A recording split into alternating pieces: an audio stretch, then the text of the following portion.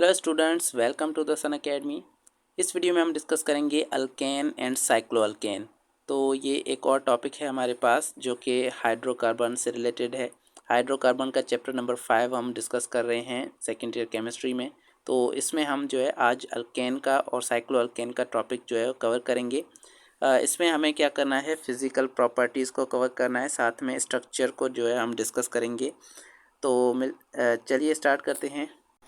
अब देखें, सबसे पहले हम डिस्कस कर रहे हैं फिज़िकल प्रॉपर्टीज़ को, अल्केन की फ़िज़िकल प्रॉपर्टी और उसके बाद साइक्लो अल्केन की फ़िज़िकल प्रॉपर्टीज़ को डिस्कस करने।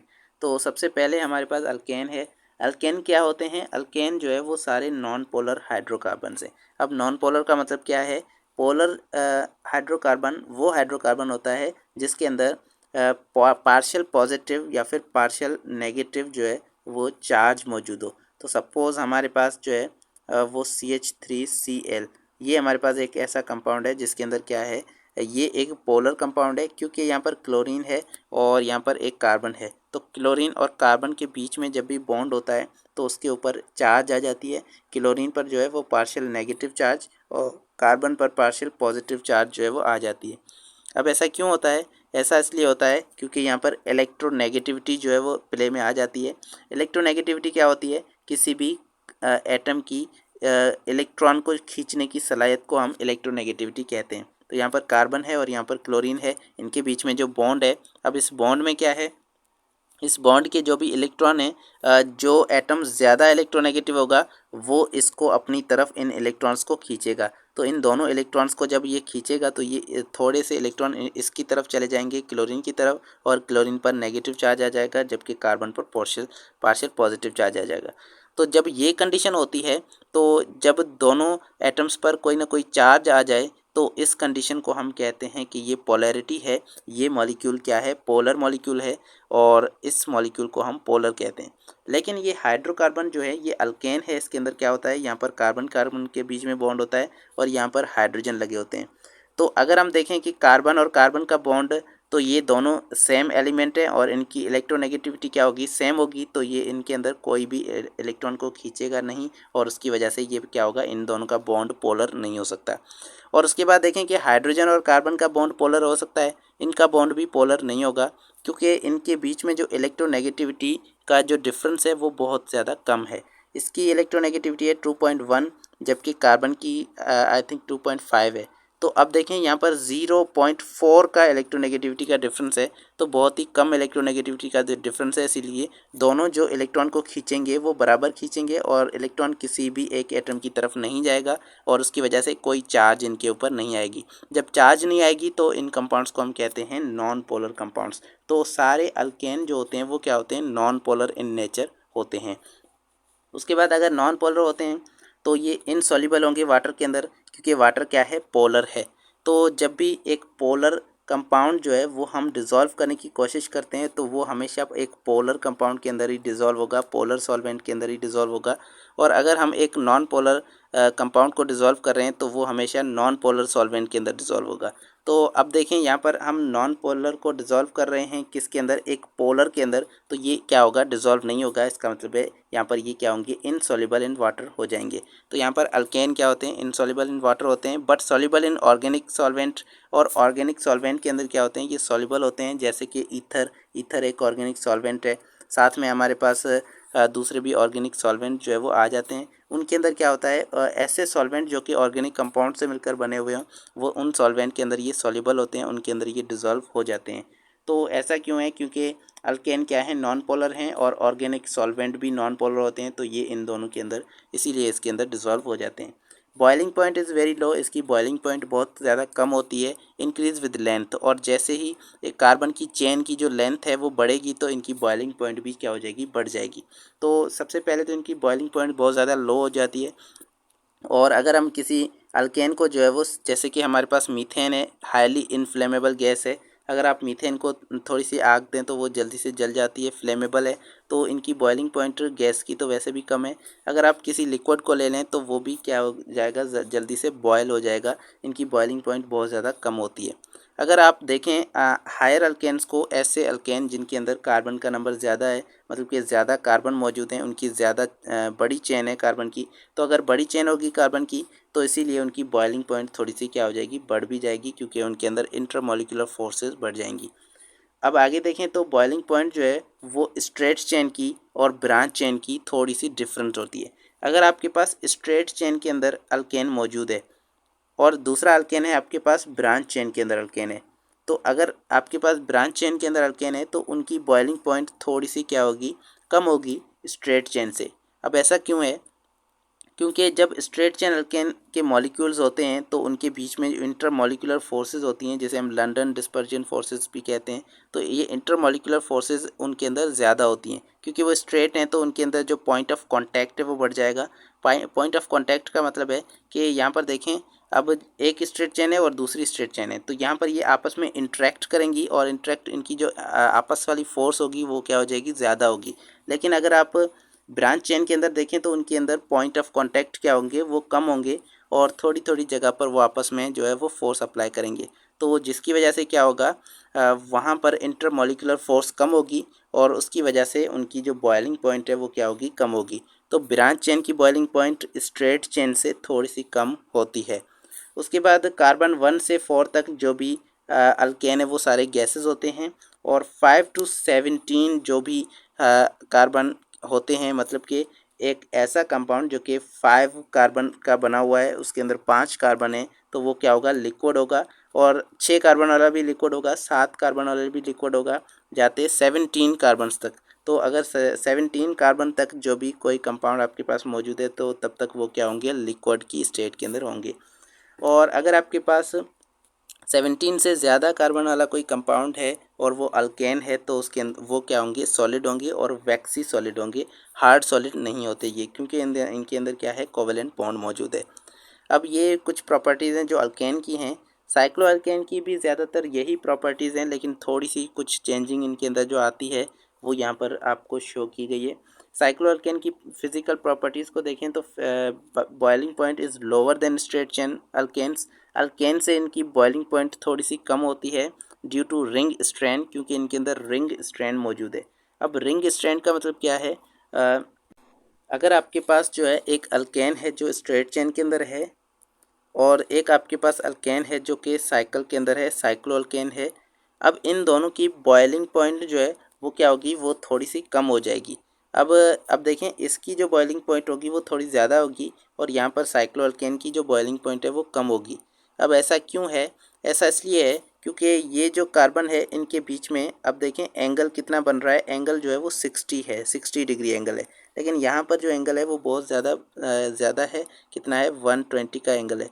तो अगर आपके पास यहाँ पर बीच में मौजूद होगा हाइड्रोजन, और हाइड्रोजन और इनके बीच में जो बॉन्ड एंगल होता है वो कितना होता है, 109.5 जो है वो बॉन्ड एंगल मौजूद होता है। तो एक्चुअली ये जो है ओरिजिनल बॉन्ड एंगल है, लेकिन यहाँ पर आपके पास 60 डिग्री आ रहा है, तो इसीलिए यहाँ पर जो बॉन्ड एंगल जो बहुत ज़्यादा कम हो रहा है, इसकी वजह से ये चेन जो है वो स्ट्रैंड के अंदर आ जाती है, स्ट्रैंड के अंदर आ जाती है, एक दबाव के अंदर आ जाती है, जिसकी वजह से क्या होता है, यहाँ पर ये जो कंपाउंड है ये अनस्टेबल रहता है, और अनस्टेबल होने की वजह से ये जल्दी से क्या होता है, बॉयल हो जाता है, जल्दी से एवापोरेट हो जाता है।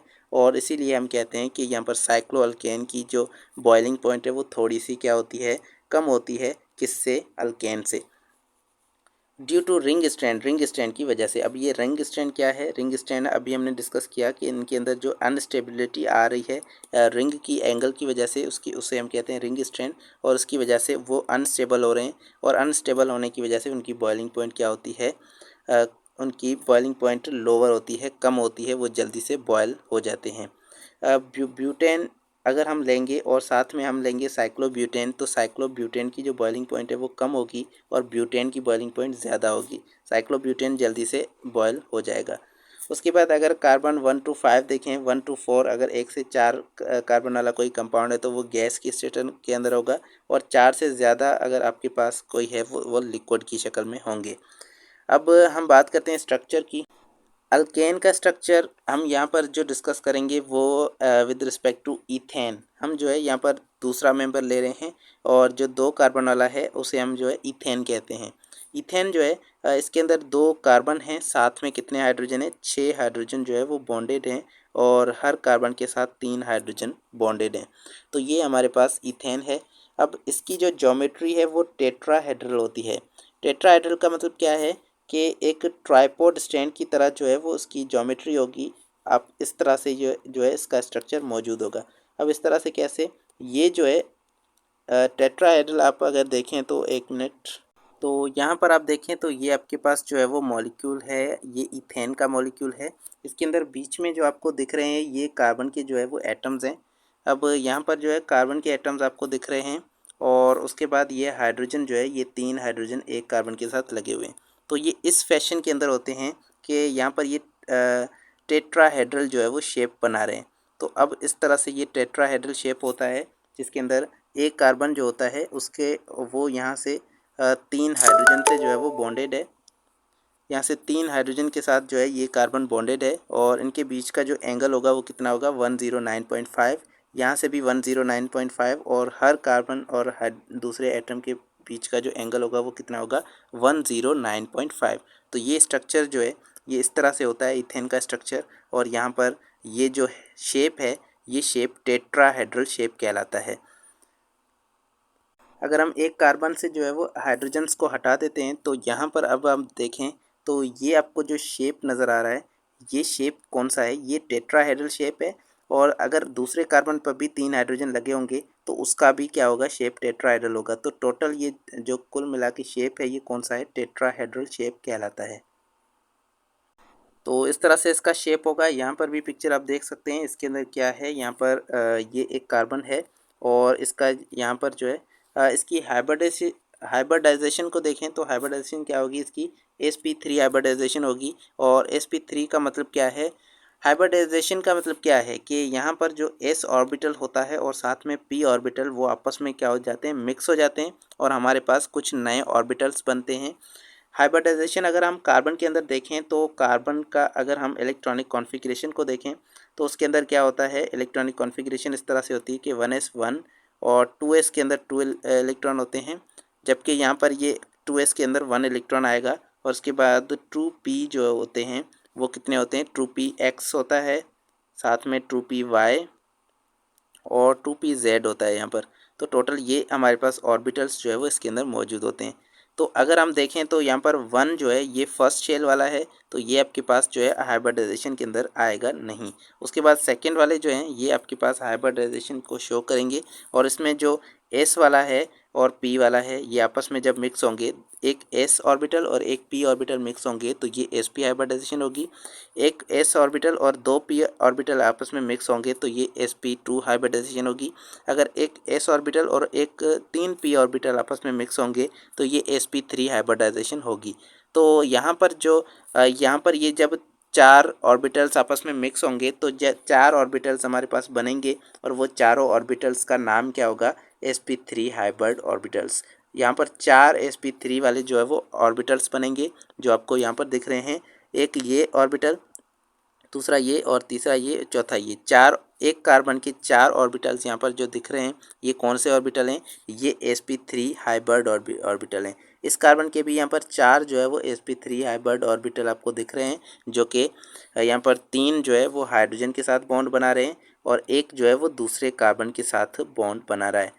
अब इनका जो बॉन्ड एंगल होगा वो कितना होगा, 109.5। इन यहाँ पर जो बॉन्ड आपको दिख रहा है ये किसके बीच में है, एक यहाँ पर sp3 हाइब्रिड ऑर्बिटल है, दूसरा हाइड्रोजन का s ऑर्बिटल है जो कि आपस में ओवरलैप कर रहे हैं और बॉन्ड बन रहा है। तो इस तरह से यहाँ पर हाइड्रोजन और कार्बन के बीच में जो बॉन्ड है वो sp3 और s ऑर्बिटल के बीच में है। जबकि एक कार्बन और दूसरे कार्बन के बीच में जो बॉन्ड है वो कौन सा है, sp3 हाइब्रिड ऑर्बिटल के बीच में बॉन्ड है। तो यहाँ पर ये sp3 ऑर्बिटल है, ये भी sp3 ऑर्बिटल है जो आपस में ओवरलैप कर रहे हैं। तो बॉन्ड लेंथ इनकी होती है 1.54 एंगस्ट्रॉन और बॉन्ड एंगल होती है 109.5। अब साइक्लोअल्केन के अंदर देखें, ये हमारे पास अल्केन हो गया और कौन सा अल्केन, इथेन हो गया। साइक्लोअल्केन के अंदर देखें तो इनके अंदर आपने ज़्यादा चीज़ें याद नहीं रखी, बल्कि इनके अंदर सिर्फ ये देखना है कि इनके अंदर जो ट्रायंगल है, यहाँ पर जो प्रोपेन है उसके अंदर एंगल होती है 60 डिग्री, जबकि ब्यूटेन है उसके अंदर एंगल होती है 90 डिग्री। तो जिस तरह की वो ज्योमेट्री बना रहा है उतनी उसकी जो है वो एंगल बन रही है, उसके हिसाब से बॉन्ड एंगल। अब हम बात करते हैं अल्केन की रिएक्टिविटी की, कि कितने रिएक्टिव हैं अल्केन और किस तरह से वो रिएक्शन करते हैं। Alkane are called paraffins. Alkane को जो है वो पैराफिन्स कहा जाता है, यहाँ पर डबल एफ आएगा, तो अल्केन को पैराफिन्स कहा जाता है। और अल्केन को एक और भी नाम ये दिया जाता है जिसे हम कहते हैं पैराफिन। पैराफिन क्या होता है? पैराफिन वर्ड जो है ये निकला है दो वर्ड से, एक है पैरम और दूसरा है एफिन। पैरम का मतलब होता है लिटिल और एफिन का मतलब है एफिनिटी, मतलब कि वो लिटिल एफिनिटी होगी उसकी, वो रिएक्टिविटी उसकी क्या होगी? कम होगी। एफिनिटी का मतलब है रिएक्टिविटी, तो वो उसकी रिएक्टिविटी क्या होगी? वो कम होगी। तो इसीलिए अल्केन बहुत ज़्यादा कम रिएक्टिव होते हैं। Alkane are very less reactive, इसीलिए इनका जो नाम है वो क्या लिखा गया है? वो पैराफिन्स रखा गया है। Alkane are very less reactive, alkane बहुत कम रिएक्टिव होते हैं क्योंकि वो नॉन पोलर होते हैं। नॉन पोलर में क्या होता है? जब भी बॉन्ड जो है वो नॉन पोलर होता है तो वो जल्दी से ब्रेक डाउन नहीं होता। अगर बॉन्ड पोलर होगा तो वो जल्दी से ब्रेक डाउन हो जाता है। तो जो भी कंपाउंड पोलर होते हैं वो रिएक्टिव ज़्यादा होते हैं, और जो कंपाउंड नॉन पोलर होते हैं वो क्या होते हैं? वो कम रिएक्टिव होते हैं। साथ में यहाँ पर जो सिग्मा बॉन्ड होता है, क्योंकि अल्केन के अंदर जो भी बॉन्ड है वो सारे बॉन्ड कौन से हैं? सिग्मा बॉन्ड है। इसके अंदर कोई पाई बॉन्ड मौजूद नहीं है। पाई बॉन्ड हमेशा क्या होता है? कार्बन के बीच में जो पैरेलल ओवरलैपिंग होती है, यहाँ पर इस तरह का जो बॉन्ड आपको दिखता है ये पाई बॉन्ड होता है, और यहाँ पर कोई भी पाई बॉन्ड मौजूद नहीं था, इसीलिए अल्केन क्या होते हैं? अल्केन के अंदर पाई बॉन्ड नहीं होता। अब पाई बॉन्ड जब नहीं होता तो पाई बॉन्ड एक्चुअली एक वीक बॉन्ड होता है, और यहाँ पर अगर सिग्मा बॉन्ड होगा तो सिग्मा बॉन्ड स्ट्रांग बॉन्ड होता है। और जब भी सिग्मा बॉन्ड मौजूद होता है तो उसको ब्रेक करने के लिए, उसको तोड़ने के लिए हमें हाई एनर्जी चाहिए, तो इसीलिए इतनी ज़्यादा एनर्जी नहीं मिलती है, तो रिएक्टिविटी वो कम करता है। अल्केन इसीलिए भी कम रिएक्टिव होते हैं क्योंकि उनके अंदर सारे बॉन्ड सिग्मा हैं, जो कि स्ट्रांग बॉन्ड है, वो जल्दी टूटते नहीं हैं और इसीलिए वो ज़्यादा रिएक्शन नहीं करते। They react in certain conditions, वो जो है कुछ स्पेशल, कुछ खास कंडीशन के अंदर रिएक्शन करते हैं, कि कभी कभी हमें उन्हें हीट ज़्यादा देनी पड़ती है, कभी कभी हमें कैटलिस्ट को यूज़ करना पड़ता है। तो ये जो कंडीशंस हैं इनकी वजह से अल्केन कुछ रिएक्शंस करते हैं, लेकिन ये ज़्यादा रिएक्टिव नहीं है। बात करें साइक्लो अल्केन की कि ये रिएक्टिव हैं या नहीं है, तो यहाँ पर ये अल्केन की तरह होते हैं। अल्केन क्योंकि अल्केन कम रिएक्टिव हैं तो यहाँ पर साइक्लो अल्केन भी बहुत ज़्यादा कम रिएक्टिव होते हैं। सिर्फ इसके अंदर एक एक्सेप्शन है कि यहाँ पर जो साइक्लोप्रोपेन है ये ज़्यादा रिएक्टिव होता है बाकी के साइक्लो अल्केन से। साइक्लोप्रोपेन इतना ज़्यादा रिएक्टिव क्यों होता है? क्योंकि इनके अंदर रिंग स्ट्रैंड होती है, या फिर उसे हम एंगल स्ट्रैंड कहते हैं या रिंग स्ट्रैंड कहते हैं, जिसकी वजह से उसके अंदर उसकी एनर्जी बढ़ जाती है, और एनर्जी बढ़ जाती है या तो वो ज़्यादा अनस्टेबल हो जाता है। और जब कोई मॉलिक्यूल, कोई एटम अनस्टेबल होता है तो वो ज़्यादा रिएक्टिव होता है, वो क्या करता है? ज़्यादा रिएक्शन करता है। तो इसीलिए जब एंगल स्ट्रैंड होगी तो वो ज़्यादा रिएक्टिव होगा, इसीलिए साइक्लोप्रोपेन ज़्यादा रिएक्टिव होता है। तो ये था आज का लेक्चर, जिसमें हमने अल्केन और साइक्लो अल्केन को कवर किया। नेक्स्ट वीडियो में हम जो है सब्स्टिट्यूशन रिएक्शन को स्टार्ट करेंगे, जो कि अल्केन के रिएक्शन है, जिसमें हम रेडिकल सब्स्टिट्यूशन रिएक्शन को डिस्कस करेंगे। तो मिलते हैं नेक्स्ट वीडियो में। Thank you so much.